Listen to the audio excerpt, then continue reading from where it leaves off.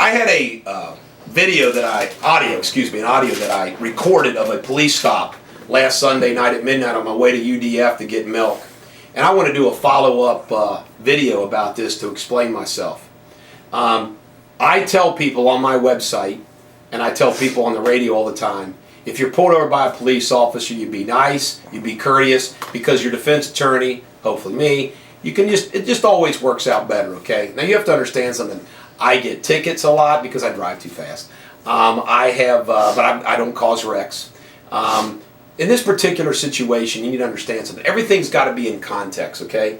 I live out in Kenton County, Southern Independence, and I'm going to tell you something.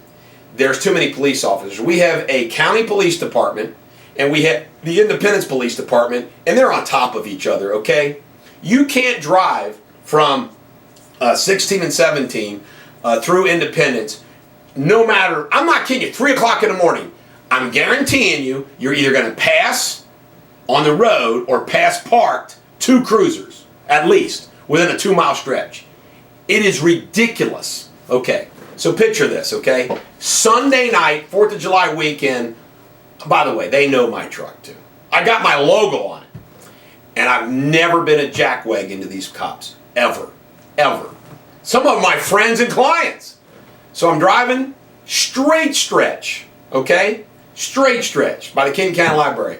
I see from my headlights 2 cruisers parked off to the side. As I start to pass them, one turns on his blue lights. I immediately pull over where the liquor store is and wait. He comes around, parks behind me, and all of a sudden, and by the way, people thought that how can I stage this? I turn on my phone on purpose every time a police officer pulls me over. You wonder why? Well, I sue cops. Do you think it might be a good idea that I protect myself? I think so. So I turn on my phone and I set it in the door, okay? And as I was sitting there, it struck me. It's midnight on a Sunday night. There's nobody around. This is a straight stretch, a speed trap. I don't even know what the speed limit was, but I know this, folks. Those few of you that said, oh, well, you were speeding. 53 and a 35 where I was driving at midnight on a Sunday night, BS, okay? BS. All right. So I'm sitting there, and all of a sudden my blood starts to boil. I had my audio on just because I was going to protect myself. My blood starts to boil, okay? So he walks up to the door, and I say to him, I said, well, it's up there on the audio, the way I remember. I haven't even heard my own audio, by the way. I said to him, you know what really makes me mad? And this whole policy, do you know how bad the heroin and drug problem is and burglaries in this freaking county is?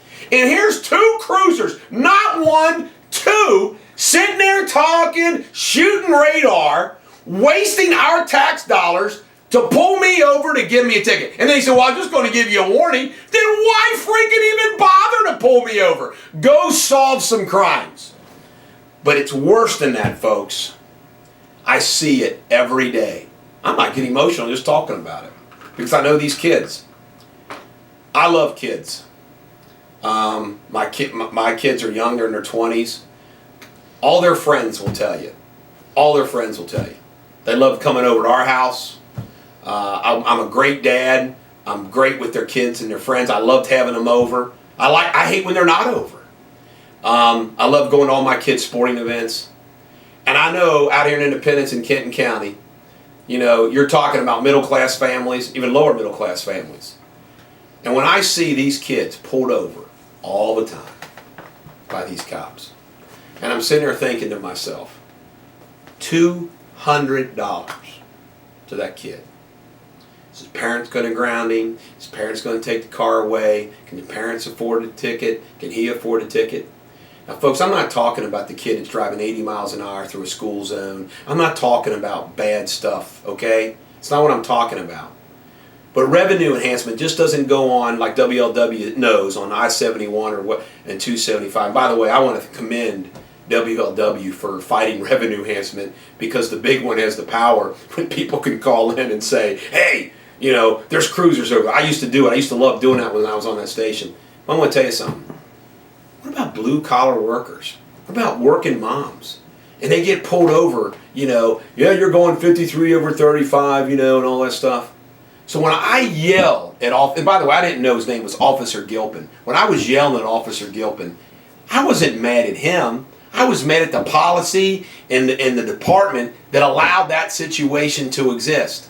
We shouldn't tolerate our police shooting radar at midnight in a that section of the county is stupid. It's beyond stupid. They should be out solving crimes. So when I was upset, I was speaking for the teenagers, the little guy, the working class guy, the working class mom, and everybody else that can't afford it. That's why I said, just give me my ticket. And I'm going to tell you something else too. I wasn't a jerk to him. Those people think I was a jerk to him. Guess what? Did I say, don't you know who I am? Let me tell you something about that. I have never said that. You know why? It's stupid. It makes you sound like a jackwagon. Don't you know who I am? Like, yeah, who gives a darn? You know why? If somebody knows who I am, I don't say nothing. They know who I am, and they like me, and they're going to give me a break. They're going to give me a break. If they hate my guts, saying, don't you know who I am? What the heck does that do? Doesn't do you any good. It's stupid. So I was not a jerk. I was taken up for the little guy. I'm fortunate I can afford to pay a $200 ticket. Although right now I'm pretty broke. Anyway, bottom line though, it's wrong. It's just wrong.